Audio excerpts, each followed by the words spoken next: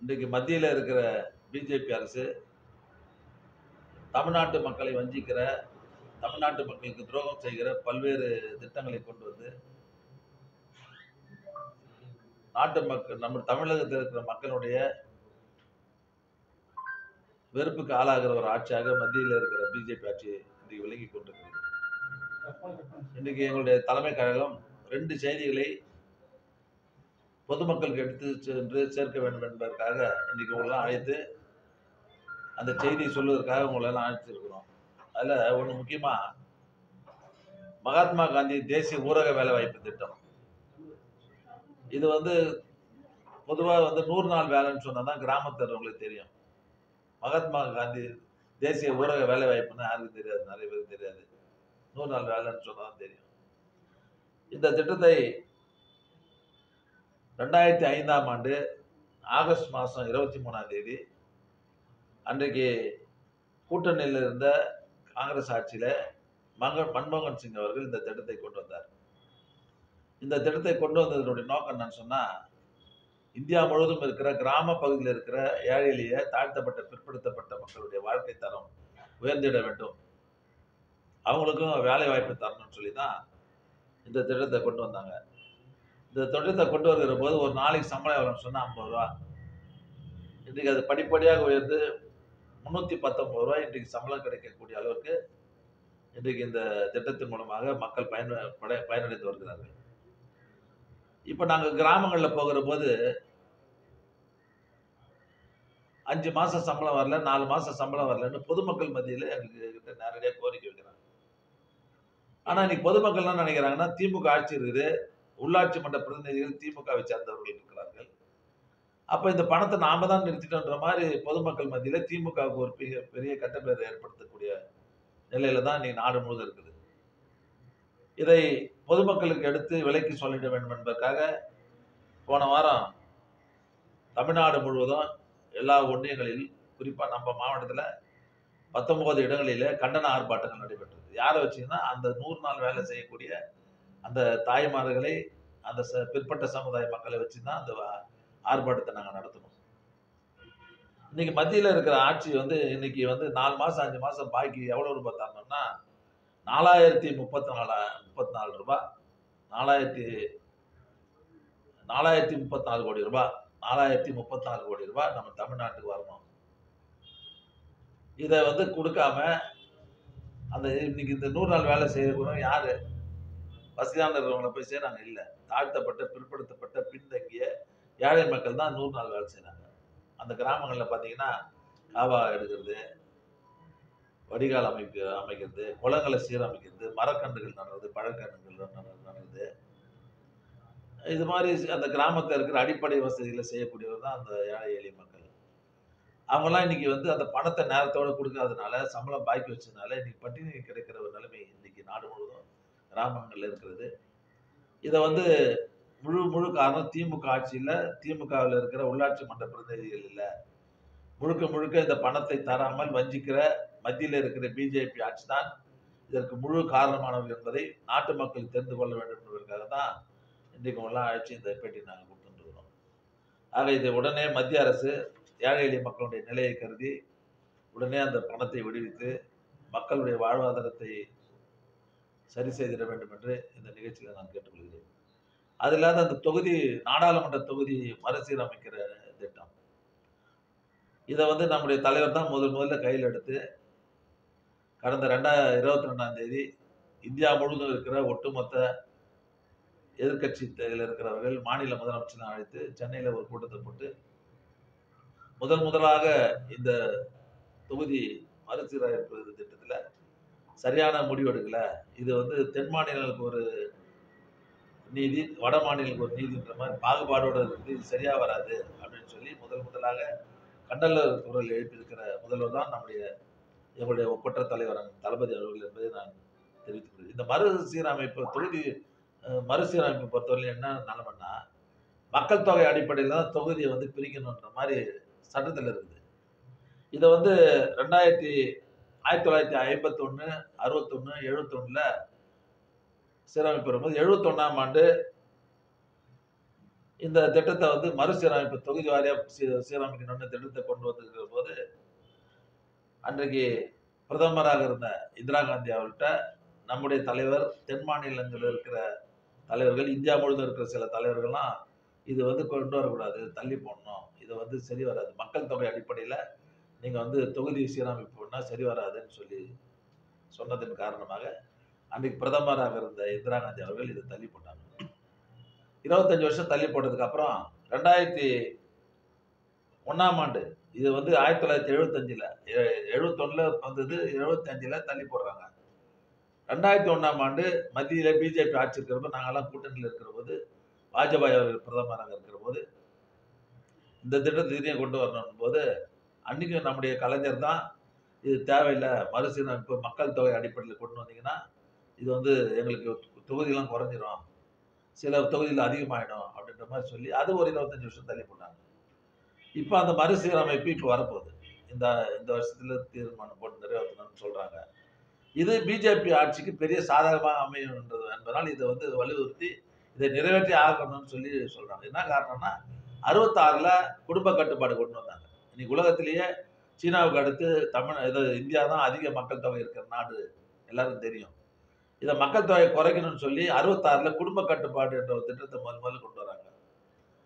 உங்களுக்கு சில பேர் தெரியுமோ தெரியாதோ, பழைய ஆளுங்கெல்லாம் தெரியும். எல்லா இடத்தையும் முக்கோணம், சிவப்பு முக்கோணம் எழுதி நாம் இருவர் நமக்கு இருவர்னாங்க. அதுக்கப்புறம் ஒரு 5 வருஷத்துக்கு அப்புறம் நாம் இருவர் நமக்கு ஒருவர் இருந்தாங்க. அதுக்கப்புறம் ஒரு 5 வருஷத்துக்கு அப்புறம் நாமே குழந்தை நமக்கு என் குழந்தைன்னாங்க. இப்படிலாம் விளம்பரம் பண்ணினாங்க. தென் மாநிலங்களில் இருக்கிற நம்ம ஆட்கள், அதாவது தமிழ்நாடு, கேரளா, ஆந்திரா, கர்நாடகா, இப்பேற்பட்ட மாநிலங்கள்லாம் இது இந்திய அரசு கொண்டு வந்து இந்த குடும்ப கட்டுப்பாடு திட்டத்தை ஒழுங்கா ஏத்துக்கிறேன்னு அதுக்கு முன்ன பாத்தீங்கன்னா 5 குழந்தை 6 குழந்தை இருக்கும் ஒரு வீட்லயும். இப்ப பாத்தீங்கன்னா நடைமுறையில ஒரு குழந்தை 2 குழந்தை மேல இருக்காது, சில இடத்துல குழந்தை இல்லாத கூட இருக்குது. அந்த குடும்ப கட்டுப்பாடு திட்டத்தை ஒழுங்கா செயல்படுத்தி தென் மாநிலங்களில் இருக்கிற, இந்தியாவில் இருக்கிற தென் மாநிலங்களில் இருக்கிறவங்க தான் ஒழுங்கா கடைப்பிடித்து மக்கள் குறைஞ்சிருது, மக்கள் தொகை குறைஞ்சிருது. ஆனா வட மாநிலங்கள்ல பாத்தீங்கன்னு சொன்னா எல்லா இடத்துலயும் அதை அரசு கொண்டு வந்த இந்த குடும்ப கட்டுப்பாடு திட்டத்தை ஏத்துக்காம, அதுல சரியான விழிப்புணர்வு இல்லாதனால ஒவ்வொரு குடும்பங்கள்லயும் 4 குழந்தை 5 குழந்தை பெற்று வட மாநிலங்கள்ல நீ மக்கள் தொகை அதிகமாகி போச்சு, தென் மாநிலங்கள்ல மக்கள் தொகை குறைஞ்சி போச்சு. இதுல என்ன பாதிப்புன்னு சொன்னா, இப்ப தமிழ்நாட்டை பொறுத்தவரையிலும் நம்மளுக்கு 39 தொகுதி, தொகுதி மறு சீரமைப்பு வருகிற போது நம்மளுக்கு 31 தொகுதி ஆகுது, 8 தொகுதி அடிப்படை. கேரளாவில் பார்த்தீங்கன்னா 20 தொகுதி இப்போ இருக்குது, இப்போ அது வந்து 13 தொகுதி ஆகி போகுது, 7 தொகுதி அடிப்பட்டு போகுது. கர்நாடகத்தில் 28 தொகுதி, இப்போ 26 தொகுதி வருது, 2 தொகுதி அடிப்பட்டு போகுது. ஆந்திரா தெலுங்கானாவில் 42 தொகுதி, ஆனால் இப்போ தொகுதி சீரமைப்பில் பார்த்தீங்கன்னா அவங்களுக்கு 34 தான் வருது, 8 தொகுதி அடிப்பட்டு. இந்த 4-5 மாநிலங்கள்லேயே 25 தொகுதி அடிப்பட்டு போகுது. வட மாநிலங்கள் நீங்கள் பார்த்தீங்கன்னு சொன்னால், உத்தரப்பிரதேசத்தில் 80 சீட்டு தான் இப்போ, அவங்களுக்கு 91 சீட்டு வருது, 11 தொகுதி அதிகமாகி போகுது. பீகாரில் 40 தொகுதி தான் இப்போ, இந்த தொகுதி மறுவரையில் பார்த்தீங்கன்னா 50 தொகுதி ஆகுது, 10 தொகுதி அதிகமாகுது. ராஜஸ்தானில் 25 சீட் இப்போ 31 தொகுதி அதிகமாகுது. மத்திய பிரதேசத்தில் 29 தொகுதி இப்போ, இது சீரமைப்புனா அவங்களுக்கு 33 தொகுதி ஆகி போகுது. ஆக அந்த 4-5 மாநிலங்கள்லாம் கிட்டத்தட்ட 30-35 தொகுதி அதிகமாகி போகுது. ஆக இப்போ என்ன பிரச்சனைனா, தென் மாநிலங்களில் இன்னைக்கு பிஜேபி ஏற்றுக்கொள்ள முடியாத, அவங்க கால் ஊன முடியாத மாநிலங்கள் தென் மாநிலங்கள்.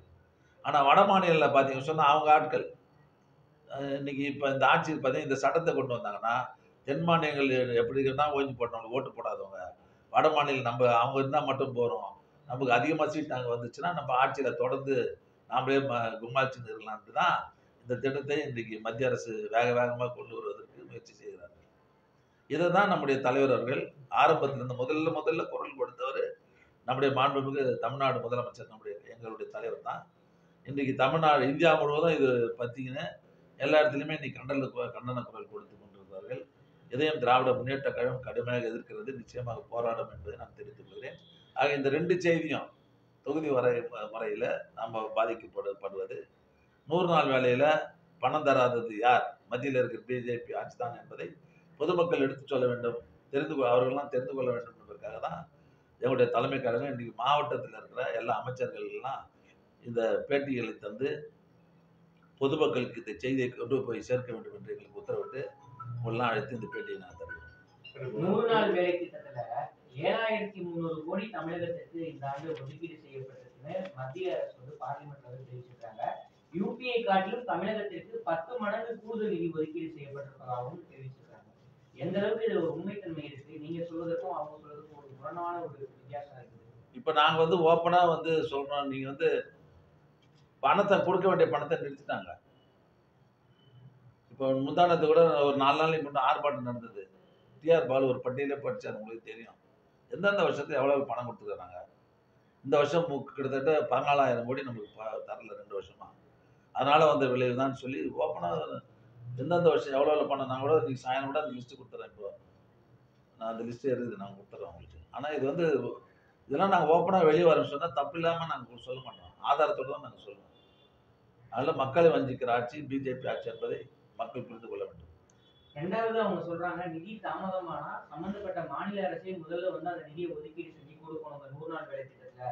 இப்படிதான் விதிகள் வந்து வகுக்கப்பட்டிருக்குதுன்றத சொல்றாங்க. அப்படிதான் கொடுத்துட்டு இருக்கிறோம். இப்போ மெட்ரோ ரயில் வேலை நடந்துட்டு இருக்குது. 2வது கட்ட திட்டப்பணி 63,000 சில கோடி ரூபாய் பணம் தரணும். ஆனால் பணமே பாதி பணம் இந்த மத்திய அரசு தரணும், தரல. இப்போ அது வந்து சென்னை முழுவதும் இன்னைக்கு வேலை நடந்துட்டு இருக்குது இல்லையா? இப்போ அது கடப்பில் போட்டாங்கன்னு வச்சுங்க, அடுத்த வருஷம் தான் ஆகும் 63,000 கோடி 1 லட்சம் கோடி ஆகும். அப்போ யாருக்கு நஷ்டம்? எஸ்டிமேட் அதிகமாகிடும்ல. அதனால தொடர்ந்து அந்த மாதிரி நஷ்டம் வரக்கூடாதுன்னு சொல்லி மத்திய அரசு பணம் தரலைன்னா கூட நம்முடைய மாநில அரசுல நம்முடைய மாண்பு முதல்வர் அவர்கள் தொடர்ந்து அந்த திட்டத்தை நிறுத்தாமல் மாநில அரசே அந்த பணத்தை ஏற்றுக்கொண்டு இன்னைக்கு பணிகளை தொய்வில்லாமல் நடத்தி கொண்டிருக்கிற ஆட்சி தான் எங்களுடைய ஆட்சி என்பதை நான் தெரிவித்துக்கிறேன். இது போன்ற 100 நாள் வேலை திட்டத்துல தமிழக அரசு நிதிகள் ஒதுக்கீடு செய்யப்படுறதா சொல்றீங்க. எவ்வளவு தூரம் ஒதுக்கீடு செய்யப்பட்டிருக்கு அந்த வகையில? இப்ப எங்களுக்கு 4 மாசம் 5 மாசம் எல்லா இடத்துலயும் பாக்கி, எல்லா கிராமங்கள்லயும். நீங்க வேணா என் கூட வாங்க.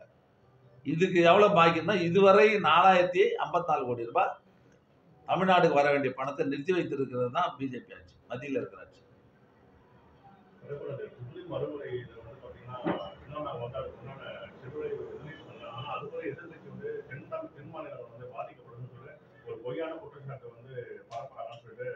அதான் நாங்க வந்து ராஜா கூட நாடாளுமன்றத்தில் சொன்னார், நீங்க பார்த்திருப்பீங்க. அது வருமா வராதா இப்ப அறிவிங்கன்னு சொல்லி சொல்றாங்க. ஆனா அறிவிக்க மாட்டாங்க. முடியாது, இல்லை ஏத்துக்கல, அது வராது அப்படின்னு சொல்லல. அப்ப எங்களுக்கு ஒரு சந்தேகம் இருக்கு, நிச்சயமா எடுத்து வருவாங்க. இது அவங்களுக்கு பெரிய லாபம்.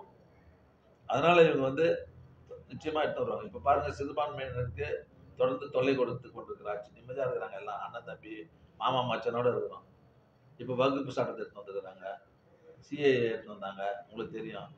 தொடர்ந்து நாமெல்லாம் நிம்மதியா இருக்கக்கூடாதுன்ற மாதிரி ஒரு நிலையை, அதாவது நாடு நிம்மதியா இருக்கக்கூடாது, கலவர பூமியா இருக்கணும்னு எண்ணுகிறவர்கள் தான் மத்தியில் இருக்கிறவர்கள். இந்த விஷயங்கள்லாம் வந்து பாத்தீங்கன்னா தொடர்ந்து தென் மாநிலம் வந்து எதிர்த்து குரல் கொடுத்துதான் இருக்கு. முக்கியமா தமிழகம். அதே போல இந்த தொகுதி மறைவீரர் விஷயத்தான் தமிழக முதல்வர் தான் முன்னிருந்து எடுத்து நடத்துறாரு. ஆனா இந்த விஷயத்துல செஞ்சு சாய்க்காத மத்திய அரசு வந்து இந்த விஷயத்தை வந்து பரிசீலனை எடுத்துக்கணும்னு நினைக்கிறீங்க? அதுதான் தமிழ் தலைவர் சொல்லியிருந்தாரு, இது மாதிரி எங்களை மதிக்க மாட்டேங்கிறாங்க, அதனாலதான் தமிழ்நாடு போராடும், தமிழ்நாடு வெல்லுன்னு சொல்லி தொடர்ந்து இது எல்லா இடத்துலையும் வலியுறுத்தி கொண்டிருக்கிறோம். நிச்சயமா இந்த எங்களுடைய இயக்கத்தை பொறுத்தவரையில, இந்த அரசை பொறுத்தவரையில தமிழ்நாட்டுக்கு மக்களுக்கு துரோகம் செய்கிற எந்த நிலையையும் எதிர்க்கக்கூடியவர்கள் தான் நாங்கள் என்று நான் தெரிவிக்கிறேன். இந்த வக்ஃபு திருத்த சட்ட மசோதால வந்து பாத்தீங்கன்னா இஸ்லாமியர்கள் பாதிக்கப்படுறாங்கன்னு சொல்லிட்டு மத்திய அரசு சொல்லுது. இது இஸ்லாமியர்களுக்கு எந்த பாதிப்பும் இல்லை. அதே போல தமிழகத்துல வந்து பாத்தீங்கன்னா தென் மாநிலங்கள், அதாவது திருநெல்வேலியில ஒரு வக்ஃபு சொத்தை ஒரு ஆக்கிரமிப்பு பண்ணி வச்சிருக்காருன்னு சொல்லிட்டு ஒரு எஸ்ஐ வந்து காணொலி வெளியிட்டாரு. அவர் வந்து கொலை செய்யப்படுறாரு. இந்த மாதிரி விஷயங்கள் எடுத்து வரும்போது அவங்க இது மாதிரி சட்டங்கள் ஒரு பிரச்சனை வரும்போது ஒரு இடத்துல 1-2 தப்பு நடக்கும், அது தெரிஞ்சா நம்ம வந்து திருத்தின்னு நடவடிக்கை எடுக்க போறோம். அது ஒன்றும் பிரச்சனை இல்லை. இந்த திட்டத்துல வந்து இஸ்லாமியர்கள் இல்லாதவர்களே வந்து அந்த குழுவில் சேர்க்கணுன்றாங்க. மாவட்ட ஆட்சித்தலைவர் தலைமையில தான் அந்த குழு இயங்கணுன்றாங்க. பார்த்துருப்பீங்க சட்டத்தில், நீங்க ஒன்றா பாருங்க. அது மாதிரிலாம் வருகிற போது அவங்க வகுப்புன்னா அந்த முஸ்லீம், இப்போ இந்து அறநிலையத்துறை இருக்குது, யார் இருக்கிறாங்க? வெறும் இந்து தான் இருக்கிறாங்க, நம்மால் தான் இருக்கிறாங்க. இப்போ கிறிஸ்தவர்கள் முஸ்லீம்கள் போது வகுப்பு போது அவங்க தான் இருக்கணும். அதில் எடுத்து போய் 2 பேர் நீ வேற ஆள் நுழைக்கிற போது தப்பு வருமோ வரதா? அதை அரசு துறையில் எடுத்து மாவட்ட ஆட்சித்தலைவர் தலைமையில் வந்து அதை இயங்கணும்னு சொல்றாங்க.